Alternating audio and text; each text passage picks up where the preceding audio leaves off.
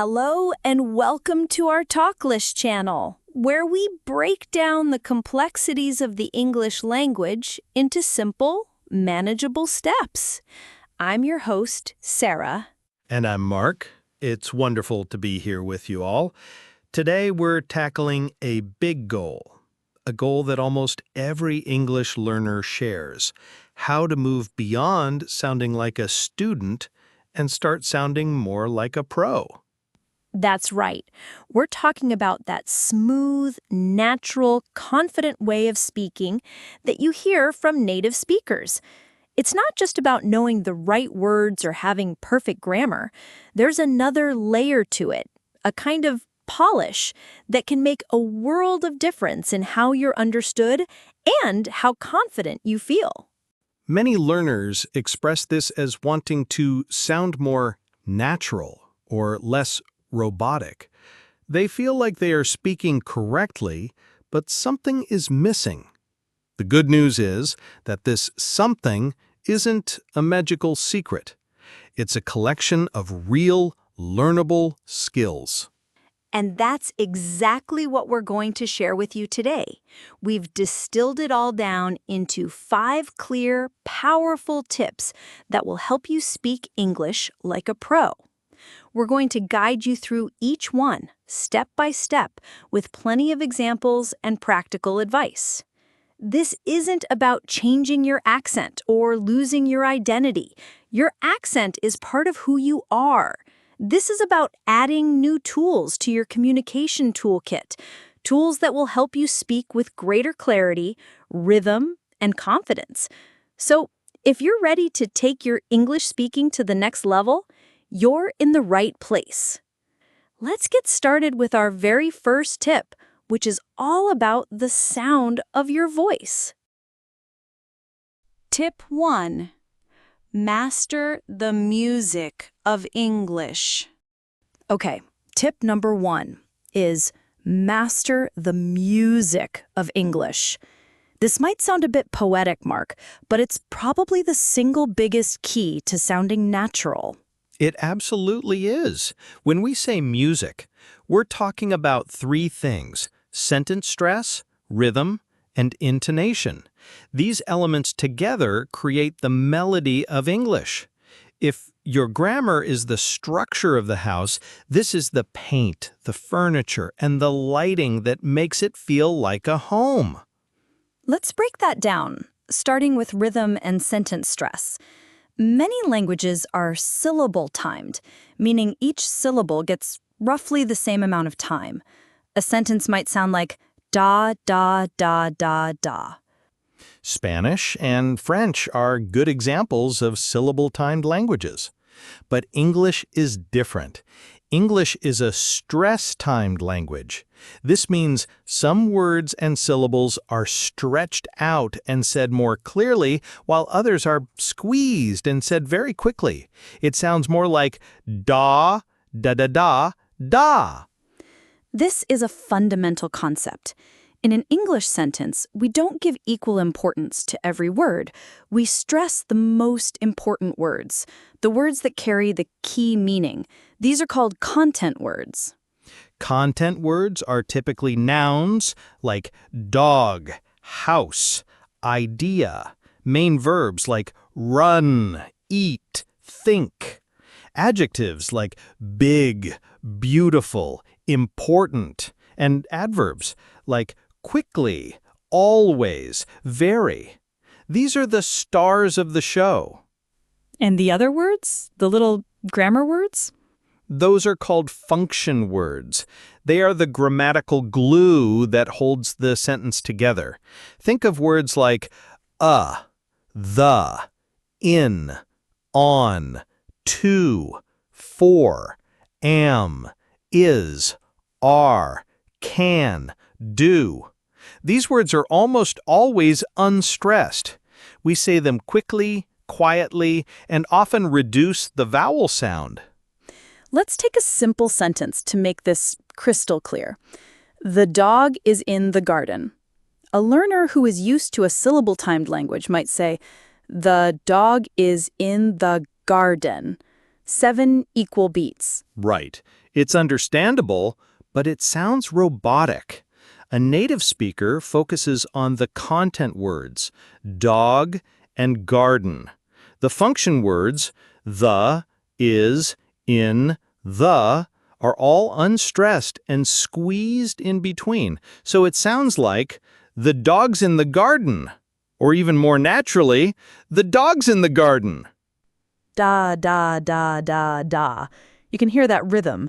The time it takes to get from dog to gar is the same, so the little words is in the have to be said very quickly to fit in. Let's do a mini dialogue. I'll be a student asking for help, and I'll say it first with flat, even stress. Sarah, you be the teacher. Mark, as student, flat stress. I want to go to the bookstore. I understand what you're saying, but let's try to add some music to it. The important words are want, go, and bookstore. Try it like this. I want to go to the bookstore. I want to go to the bookstore. It instantly sounds more natural and fluent, just by changing where you put the emphasis. Now, closely related to this is intonation. Intonation is the rise and fall of your voice's pitch as you speak. It's how we show emotion, ask questions, and indicate when we're finished speaking. The two most basic patterns are falling and rising intonation. For most simple statements and WH questions, what, where, when, why, who, our pitch falls at the end. It signals that we are providing information and we have finished our thought. For example, in the statement, I live in the city, my voice goes down on city. Or in the question, where do you live? My voice falls on live. But for yes-no questions, the ones that can be answered with a simple yes or no, our pitch usually rises at the end. It's like we're sending the conversational ball into the other person's court. Exactly. For instance, do you live in the city? My voice goes up on city. It signals that I'm expecting a yes or no answer. Or, is this your book? Up on book. This is so important. Using the wrong intonation can confuse your listener. If you ask a yes-no question with falling intonation, it can sound more like a demand or a statement. So a practical tip for our listeners is to start paying attention to this music. When you listen to native speakers, don't just listen to the words. Listen to the melody. Which words are louder and longer? Does the voice go up or down at the end of the sentence? A great exercise is to take a short sentence from a book or a news article, read it, and try to mark the stressed words, then say it out loud, really exaggerating the stress and intonation. Record yourself and listen back. It might feel silly at first, but it's fantastic practice. That's the foundation. Mastering this music is the first and most vital step to sounding like a pro. Tip 2. Think in phrases, not words.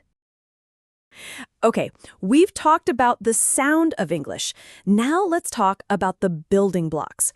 Tip number 2 is think in phrases, not just words. This is about moving from being an architect who lays one brick at a time to a builder who uses prefabricated walls. I love that analogy. So many learners painstakingly build their sentences one word at a time, translating directly from their native language. For example, in Spanish, you take a decision, tomar una decisión. A Spanish speaker might translate that directly and say, I need to take a decision. Which is understandable, but a native speaker would never say that. We don't take decisions in English, we make decisions. This word partnership, make a decision, is a collocation. And collocations are at the heart of this tip. A collocation is a group of two or more words that have a very high chance of being used together. They are words that are married to each other. They just sound right to a native ear because we've heard them together thousands of times. Can you give us some more examples? Absolutely. We don't say strong rain, we say heavy rain. We don't do a mistake, we make a mistake. You don't get a big surprise, you get a huge surprise. You don't have fast food, you have fast food. Wait, that one works. Yes, that one works, but quick food sounds strange. We also take a shower. We don't have a shower in American English, though you might hear that in British English. We pay attention. We don't give attention. The problem with learning single words is that you then have to figure out which other words they partner with.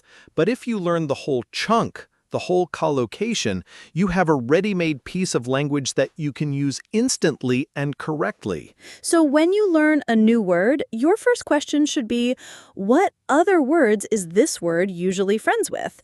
If you learn the verb to save, you should also learn save time, save money, and save energy. And this idea extends beyond two-word pairs. We should also learn longer fixed phrases, sometimes called lexical chunks or formulaic phrases.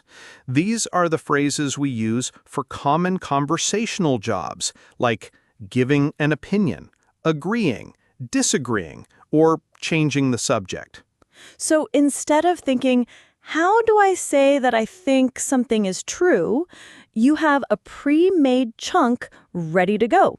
You can just pull it from your mental phrasebook. Let's give some examples. For giving an opinion, you can have, in my opinion, the way I see it, if you ask me, to be honest. For agreeing, you have more options than just, I agree. That's a good point. I couldn't agree with you more. You're absolutely right. That's exactly how I feel. Let's do a mini dialogue to show the difference. We're discussing if remote work is a good thing. First, Sarah will respond by building her sentence word by word. I think working from home is much better for productivity. Yes, I think that is true. Also, people have more time because they do not travel. Okay. Again, the meaning is clear. But now let's hear Sarah respond using some of these pre-made chunks. I think working from home is much better for productivity. You're absolutely right. And on top of that, people save so much time because they don't have to commute. Wow. The difference is huge. You're absolutely right. And on top of that are ready-made phrases. Save so much time, and have to commute are strong collocations. It sounded confident, fluent, and completely natural. And it was easier for me to say. My brain didn't have to work as hard. It just had to retrieve a few chunks and connect them. So a great practical exercise for our listeners is to start a chunk notebook. I love that idea. When you're reading or listening to English, don't just hunt for new words. Hunt for these powerful phrases. When you hear a native speaker say, I see what you mean, but write the whole thing down. Organize your notebook by function. Phrases for agreeing, phrases for storytelling, phrases for asking for help. By doing this, you're not just learning English vocabulary, you're learning how to speak English. You're building your fluency one powerful chunk at a time. Tip 3. Use fillers and pauses strategically. Welcome back. We've covered the music of English and the power of thinking in phrases. Now we're on to tip number 3, which might surprise some people. It is use fillers and pauses strategically. This is so important because many learners believe that fluency means speaking without any hesitation at all. They think pauses are a sign of weakness, so when they can't think of a word, they panic, and there's this long, awkward silence. But if you listen to native speakers, we pause all the time. Our speech isn't a perfect, non-stop stream of words. We hesitate, we search for the right word, we backtrack. The secret is that we know how to disguise our thinking time. We use fillers. Fillers, also known as hesitation devices, are the little words and sounds we use to fill the silence while our brain is catching up. They are conversational placeholders. Using them makes you sound more natural, not less. What are some of the most common fillers we use, Sarah? Well, you have the very simple ones that are more sounds than words. Uh, But the ones that make you sound really proficient are the filler phrases. For example, well, you know, let me see, or let's see. The thing is, how can I put this? Actually, These are fantastic because they not only fill the pause, but they also manage the conversation. If someone asks you a tough question, instead of just sitting there in silence, you can say, that's an interesting question. Let me think. exactly. That phrase does two things. First, it acknowledges the question and compliments the person who asked it. Second, it buys you a good 3 to 4 seconds of thinking time, and it's completely natural. The silence is gone and the pressure is off. Let's do a quick role play. I'm going to ask Sarah a question that she's not prepared for. First, she will respond with an awkward, silent pause. So, Sarah, what do you think is the single most important invention of the last century? The computer. Okay. The silence feels a bit uncomfortable. It feels like you're struggling. Now, let's do it again, but this time use a filler phrase. So, Sarah, what do you think is the single most important invention of the last century? Wow, the single most important one. Well, there are so many to choose from, but if I had to pick just one, I'd probably have to say the computer? It's a night and day difference. It sounded thoughtful, engaged, and completely fluent. The pause was still there, but it was filled with natural-sounding language. It became part of the conversation instead of a break in it. It also gives your brain a chance to breathe. When you panic, your brain freezes. But when you use a filler phrase, you're using a pre-learned chunk, like we talked about in tip 2, which is easy to say. While your mouth is saying, let me see, your brain is busy searching for the actual content of your answer. Another strategic use of pauses is to use them for emphasis. Sometimes a short, deliberate silence just before you say an important word can make it much more powerful. For example, the trip was amazing, but the best part, the thing I'll never forget, was the food. That tiny pause before the food builds anticipation and tells the listener that this is the key piece of information. So the advice here is not to eliminate pauses, but to control them. Use filler phrases to avoid awkward silences when you need to think, and use short, deliberate pauses to add emphasis to your message. A great practical tip for our listeners is to pick just one or two of these filler phrases, maybe well and you know. For the next week, try to consciously use them in your speaking practice. When you practice answering questions, intentionally start your answer with, well. It will feel strange at first, but soon it will become a natural and invaluable tool. Tip 4. Embrace connected speech. And we are back, moving on to tip number 4, which builds directly on our first tip about the music of English. Tip 4 is embrace connected speech. If you want to sound smooth, fluent, and natural, this is a non-negotiable skill. As we said, native speakers don't speak word by word. We link words together into smooth sound groups.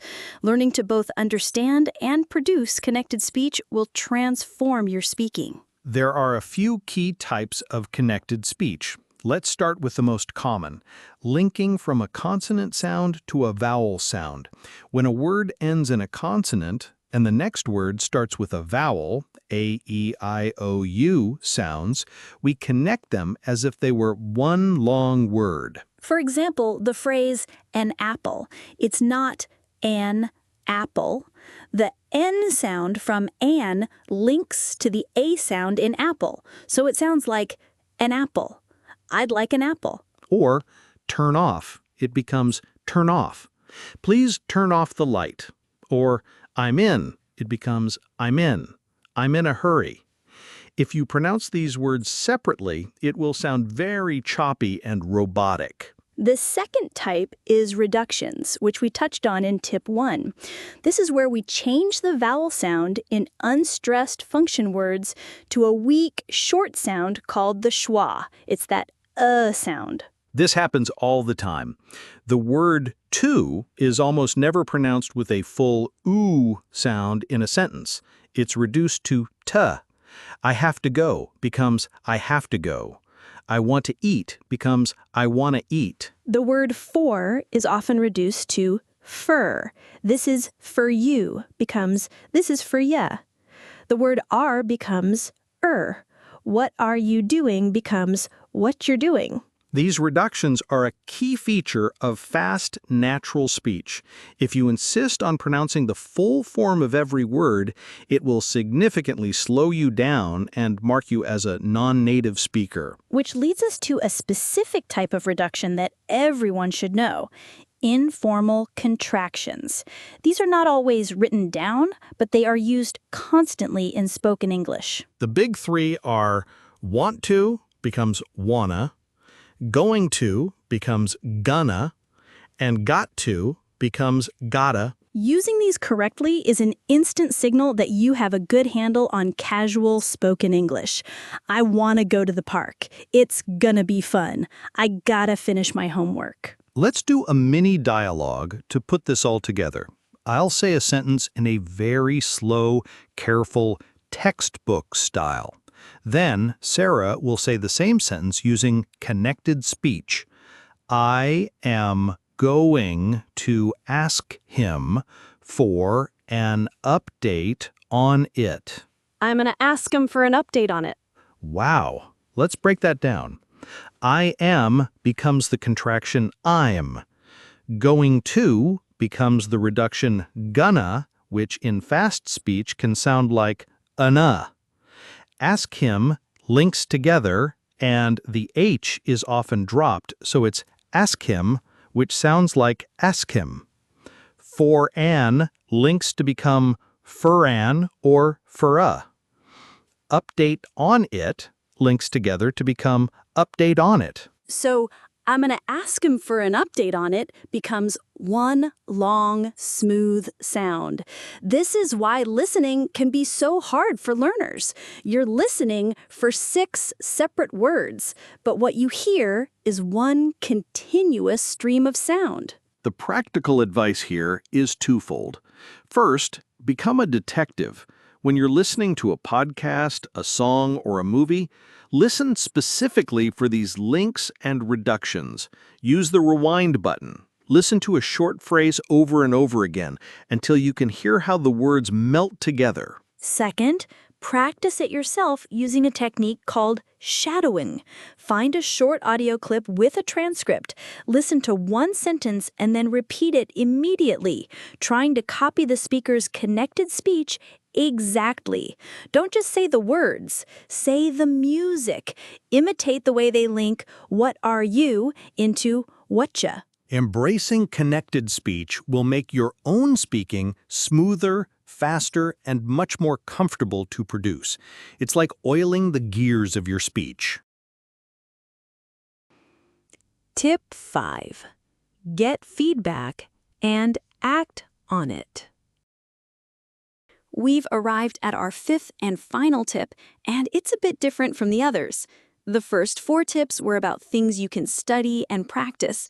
This one is about how you ensure that your practice is working. Tip 5 is get feedback and act on it. This is so essential. You can practice in your room for hours, but at some point, you need to check if you're on the right track. You can't be your own judge because you don't always hear your own mistakes. Feedback is the data that guides your improvement. Many learners are afraid of feedback. They see it as criticism, but you have to reframe that. Feedback is a gift. It's a roadmap that shows you the exact path from where you are to where you want to be. So, how do you get good feedback? There are a few great ways. The most obvious is to work with a good teacher or tutor. They are trained to hear your errors and can give you targeted advice and exercises. If a private tutor isn't an option, find a language exchange partner. This is a native English speaker who is learning your language. You can spend half the time speaking English and half the time speaking their native language. You help them, and they help you. But it's important to know how to ask for feedback. If you just say, "correct my mistakes," your partner might not know where to start, and they might be afraid of offending you. It's better to be specific. For example, you could say, "Today, could we focus on my intonation? Can you tell me if my questions sound like questions?" Or, "I'm working on using collocations. If I say something that sounds a bit unnatural, could you suggest a better way to say it?" That is such a great piece of advice.